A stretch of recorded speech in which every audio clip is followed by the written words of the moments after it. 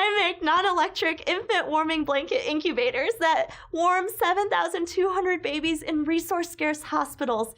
So these are developing countries where over 1 million infants die from preventable hypothermia.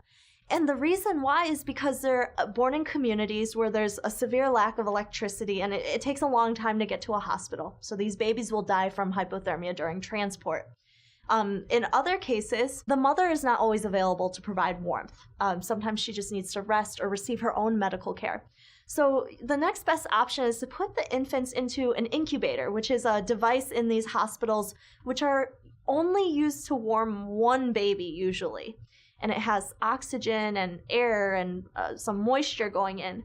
But in these resource-scarce hospitals, when I was in Kenya, and we rode to this middle of nowhere hospital in the back of a Humvee, we saw these incubators would have 2 to 6 infants, where it was only designed for 1. So if I had a very sick baby who had pneumonia or a cold, and they were next to a baby who was otherwise very healthy, they're sharing the same air, so one baby would get just as sick as the other baby, and almost all of them might die.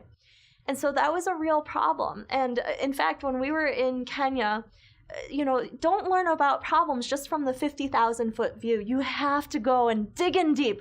Go and meet the people who experience the problems. And also, don't always talk to the folks who are the CEOs or CFOs. Talk to the nurses, talk to the midwives, talk to the people who others might consider invisible. So it was a midwife who told us about a Ugandan hospital where all the babies died because they couldn't move the babies out of the hospital in time because they didn't have a source of warmth.